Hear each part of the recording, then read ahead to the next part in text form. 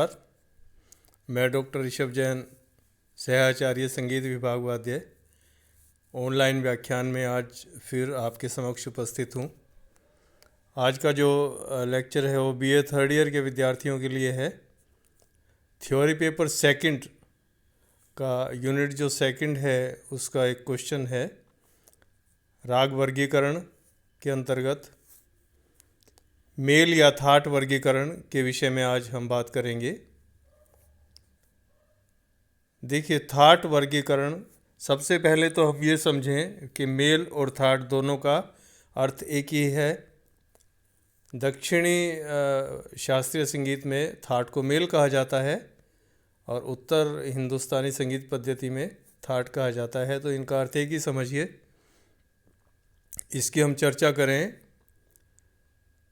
देखिए, थाट राग वर्गीकरण मध्यकालीन राग रागनियों के वर्गीकरण को अवैज्ञानिक ठहराते हुए विद्वानों ने मेल राग वर्गीकरण या थाट राग वर्गीकरण की प्रणाली अपनाई। दक्षिण संगीत में जिसे मेल कहा जाता है, उत्तरी संगीत में उसे थाट कहा जाता है। अभी मैंने बताया आपको। मेल राग वर्गीकरण वस्तुतः प्राचीन मूर्छना पद्धति का ही परिवर्तित स्वरूप है। जो स्थान मूर्छना पद्धति में मूर्छना का था, वही स्थान मध्य युग में मेल या संस्थान या ठाठ को मिला।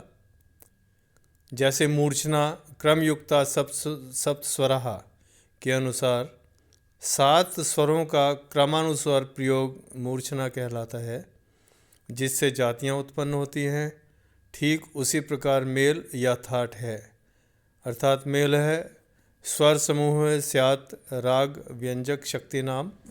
7 स्वरों का वह समूह जिससे रंजक राग उत्पन्न होते हैं, मेल या थाट कहलाता है। थाट में भी 7 स्वरों का क्रमानुसार प्रयोग होता है तथा रंजक रागों की उत्पत्ति कारक होता है। अतः मेल राग वर्गीकरण प्रचलित हुआ। मध्यकालीन राग रागनी वर्गीकरण के साथ ही मेल राग वर्गीकरण का उदय हो चुका था। मेल पद्धति का कार्यस्थल दक्षिण भारतीय संगीत में था। इस पद्धति के आद्य प्रवर्तक विद्यारण्य थे। डॉक्टर श्रीधर शरद चंद्र परांजपरे के अनुसार देखिए वो क्या कहते हैं। विजयनगर राज्य के माधव विद्यारण्य 14वीं शताब्दी संस्कृत और संगीत के प्रकांड विद्वान थे। उनकी कृति संगीत सार के नाम से प्रसिद्ध है। इन्हें दक्षिणात्य संगीत में मेल पद्धति का प्रवर्तक माना जाता है। विद्यारण्य का ग्रंथ आज उपलब्ध नहीं है, अतः उनके पश्चात राममात्य के ग्रंथ स्वर मेल कलानिधि का मेल पद्धति का आधार माना जाता है। राममात्य ने अपने समय के प्रचलित रागों को 20 मेलों के अंतर्गत सम्मिलित किया।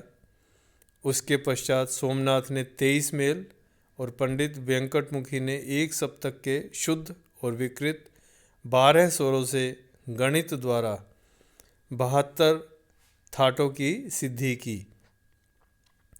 ये बहुत ही वैज्ञानिक और मैथमेटिकल प्रोसेस है, जो कि आप क्लास में जब आएंगे आपको प्रैक्टिकली बताया जाएगा।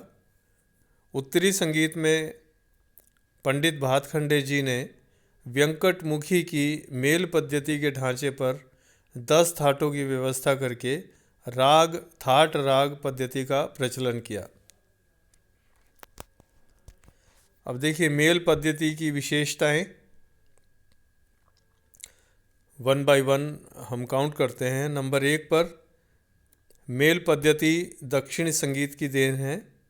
राग रागनी वर्गीकरण में दोष उत्पन्न होने के कारण मेल राग या थाट राग वर्गीकरण की रचना की गई। सेकंड नंबर पे जिन रागों के शुद्ध और विकृत स्वरों में कुछ समानता थी, उन्हें एक गुट या एक वर्ग में रखा गया। इस प्रकार के वर्ग को मेल की संज्ञा दी गई। नेक्स्ट, एक ही ग्राम या सप्तक में अधिकांश विद्वानों के अनुसार शुद्ध और विकृत 12 स्वरों से मेल बनाए गए। विद्यारण्य ने 15 मेल, राममात्या ने 20 मेल, सोमनाथ ने 23 मेलों के अंतर्गत सभी प्रचलित रागों को सम्मिलित किया। जैसे जैसे नवीन राग रूपों का विस्तार होता गया, वैसे वैसे मेलों की संख्या में भी वृद्धि होती चली गई। अंत में पंडित व्यंकटमुखी ने वैज्ञानिक व गणित के द्वारा 72 थाटों की रचना की, लेकिन व्यवहार में उन्हीं थाटों को स्थान मिला जिनसे रंजक रागों की उत्पत्ति हो सके। इसी गणितीय सिद्धांत के अनुसार उत्तरी संगीत में भी मेल या थाट बनाए गए, जो आज 10 थाटों के रूप में प्रचलित हैं। थाट के विषय में हम पहले आपको बता चुके हैं। 10 थाट होते हैं जिनके अंतर्गत सभी रागों की रचना की जाती है। नेक्स्ट पॉइंट देखिए, मेल पद्धति के ग्रंथकार विद्यारण्य से प्रारंभ होकर राममात्य, कविलोचन, पुंडरीक विट्ठल, सोमनाथ और व्यंकटमुखी आदि तक प्रचलित हुई, जो आज दक्षिणी और उत्तरी संगीत दोनों में प्रचलित है।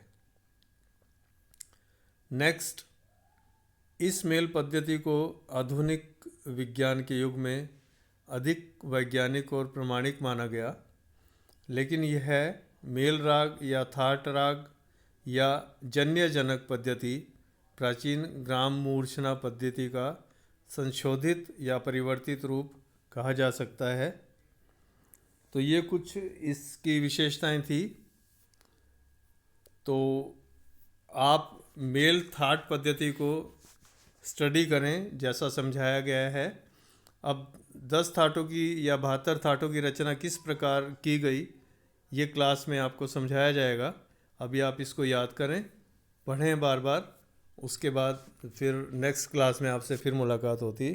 तब तक के लिए थैंक यू, धन्यवाद।